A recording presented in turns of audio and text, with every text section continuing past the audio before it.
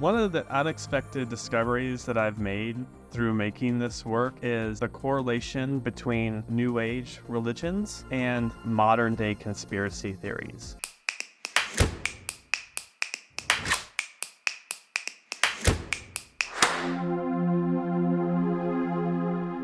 My name's Antone Dolezal. I'm a photographer and I live in the northern part of the Sierra Nevada mountains.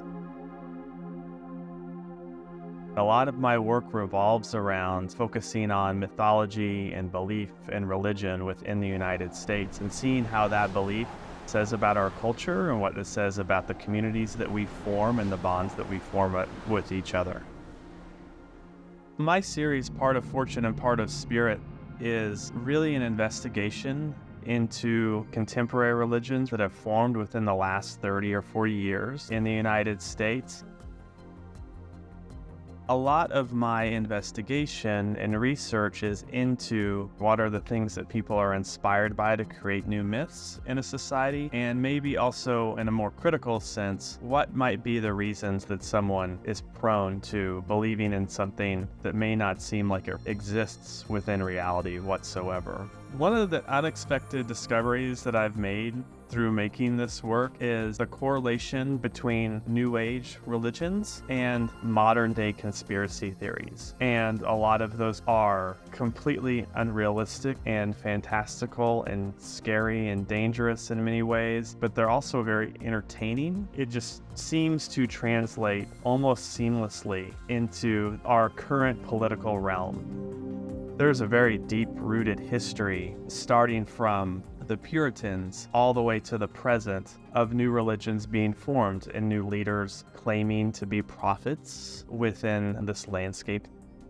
And so there's a mixture between documentary and fiction within this work. They believe in communicating with other entities or beings that exist in outer space. But what's interesting to me is much of their belief is derived from science fiction writing and literature, as well as science fiction movies from the 1940s and 50s. So there wasn't very much time that had passed between these movies that they were watching and then this new belief that they had created and formed a religion around. And I just thought that that was a really great example of how culture and society influences what many people think of as these ancient belief systems. And then I believe that there's one aspect of this body of work that's really important, and that's the Western landscape. I want to bring in a psychological aspect to this project. It becomes something that could be mythical or spiritual, or that something is happening within that landscape that someone might be able to derive meaning from it. There's a lot of photographs of human-made disasters. And the reason is that there are a lot of new religions that tend to focus on the destruction of nature, the destruction of humanity, kind of the inevitable end of human existence as we know it. When it comes to exploring the theme and the subject matter of religion, I've always been incredibly fascinated with how people are motivated to get through life, how someone explains death to themselves. Religion, spirituality are all very intimate, important aspects of an individual's life. And for someone to open themselves up to me, who is often an outsider, takes an awful lot of trust. And it takes a lot of time to build that trust. So this body of work has taken a significant amount of time just making connections.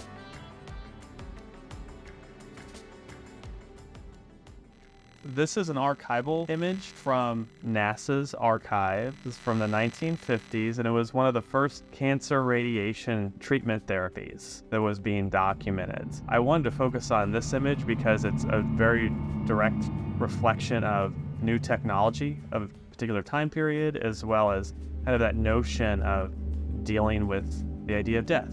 That is a really big factor in many different religious beliefs. And so instead of just representing the image and showing it in the series, I ended up using some technical applications as well to kind of emphasize and make this image feel more sci-fi as well.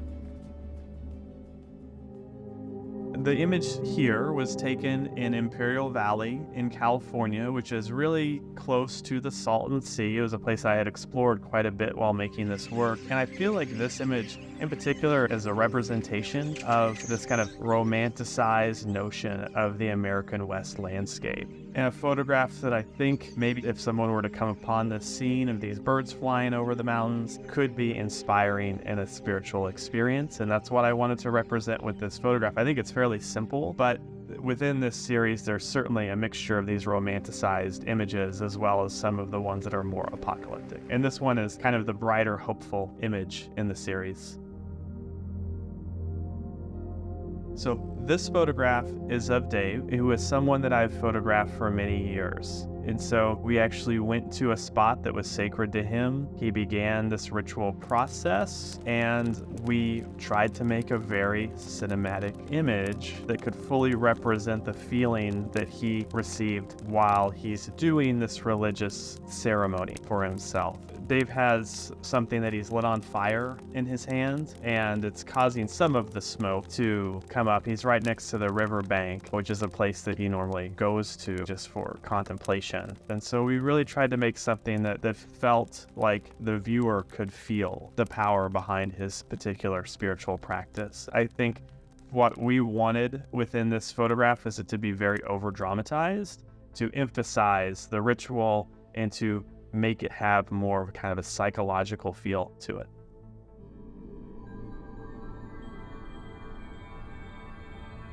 This series has shaped my perspective in the power of belief to be able to completely shape someone's reality. We all don't live in the same reality. We all don't have the same truth. And I've realized that we can all kind of exist together and have drastically different views of what reality is.